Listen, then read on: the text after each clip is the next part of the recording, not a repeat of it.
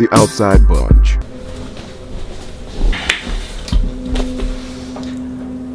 Hello. Hey there. Hey. Oh, hey. Hey everybody. I know it's been a while since we put out a video. It's a good stretch of time there. We're working on one right now. But in the meantime, I thought I would tell you guys a story. Something really weird. So, let's get to it. A couple weeks ago, I'm going down on the streetcar. I'm just taking the streetcar down to King. Got some stuff to take care of down there. Minding my own business. Normal day. It's pretty average. I'm running a bit late too. Everything's going fine. Having a great time. Everyone's smiling, putting their head out the window. Everyone's just wind going through. And so when we reach Dundas, we reach the stop. I have my headphones in. I'm listening to my tunes. I'm having a great time. I'm just listening to some Die Ärzte Frauenarzt, Bee Gees, some Biggie Smalls, the soundtrack to War Horse, throat singing. Throat singing is underrated. Throat singing it's awesome. It's so cool. I'm off topic. So we reach Dundas and I just hear something going on behind me. Some guy walks by and I see the driver of the streetcar has gotten out of his seat and he's coming down towards this guy. I can't hear anything because I'm listening to chants. I have no idea what's going on. I take out one earphone. I'm like, what? Why is everyone? I figure he didn't pay his fare or something, so he's going back to the back. He thinks he could just hop on, paying nothing, and driver's having none of it. Well, I look around and everyone starts getting off the streetcar, and I don't know why. There's not a lot of people on the streetcar. So right behind me is this guy who didn't pay his fare. I don't want this guy to, I don't want to make eye contact or anything. I don't want to be near him really because I think he's like a ne'er-do-well or something. This guy is not, he's not kosher. It's not peach to me. I don't want him to know that I'm a guy who you could see. Anyway, I hop off the streetcar. We're standing on the side of the street now at the streetcar stop. Oh goodness, I'm gonna be late. And everyone around me is kind of PO'd and I look over and I'm standing right beside the guy. I guess we could call him the Sidewalk Poet.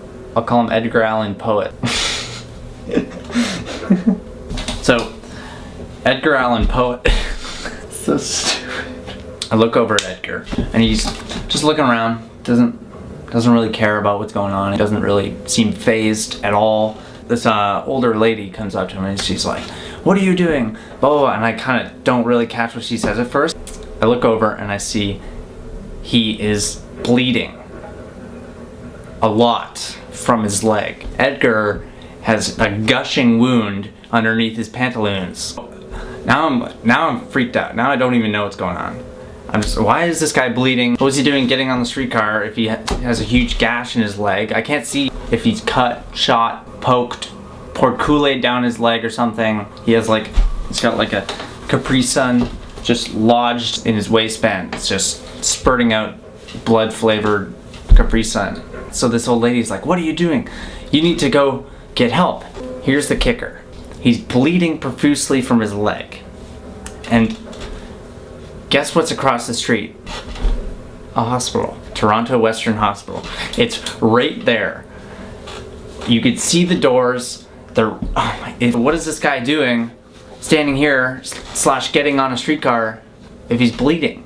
So the old lady, she's yelling at him. She's like, "You need to go to the hospital. You need to blah, blah, blah." And he's not listening. He doesn't care. He's like, "Oh, I'm just gonna bleed here."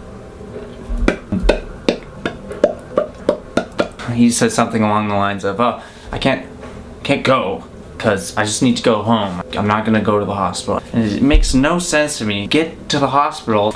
I don't know. Anyway. Oh, hey Charlie. Charlie. This is Charlie.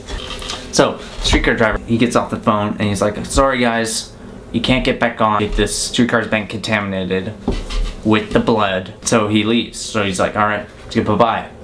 Now we're stuck here with Mr. Bloodman. Edgar, still bleeding, still having a good time. He's wearing white sneakers, and his sneakers, one half of them is just red. So bloody. There's a big puddle starting to come around his leg. A lot of blood coming out. Now another older lady comes up to him and starts talking to him, and they're just going back and forth. They're like, "You gotta go to the hospital. What are you doing? You're crazy." All sorts of stuff. So mad at him. You can see him on his eyes. A little bit of steam coming out the corner of his eyes, and he's There's tears coming out of his ears. It's like kind of, it's really cued off. And I'm standing still pretty close to him, within 10 feet of him. And next thing I know, he crouches down, takes his finger, good old index finger, he dips it in the puddle of blood around his feet, and he starts to write. He starts to write in his own blood on the sidewalk right beside me. At that point, the two ladies, none of that. They're done with him. They've done what they can. They're ready to swim on out of there. So they leave. I start to do my little shuffle, just shuffle. Don't want to be near him. So here I am on the sidewalk, right outside of Tim Hortons, and I'm standing beside a guy writing in his own blood. Toronto is a good place. So he starts to write, and I don't really see what he's writing at first, but I know, I'm like, I want to get a good look at that. I could get an Instagram photo of that.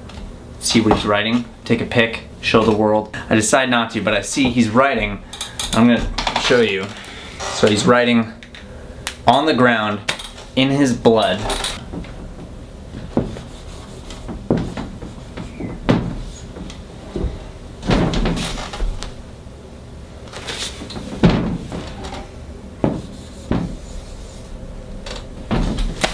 And then he proceeds to underline with more blood. Nobody cares. I do. At this point, at 6:45 p.m. on a Monday night, I am just beyond myself. What the heckarino? I have no words. That is some eerie shift. Am I right? Who writes that? You know you're gonna freak everyone out. That is just a freaky thing to write. So he writes that, and he's done. Now he's standing there. I wrote what I had to say. I'm good. Next thing I know, there's a police car coming towards us. All the other passengers on the streetcar are like, hey, police. So they call over the police officer, and she goes up, starts talking to the guy. Luckily for me, I'm not stuck there for any longer. I am done with that place. No more of that. Streetcar comes. I can go peacefully down to King Street, live my life, free of blood writing, free of Edgar Allan Poet. That's it. That's pretty much what happened. I watched a guy write in his own blood on the sidewalk. It's good stuff. It's what I want. That's what I want to see. Anyway, I'll catch you guys later. Say hi to Monkey Man for me. Give him best wishes. I think I touched my hair a lot during this video.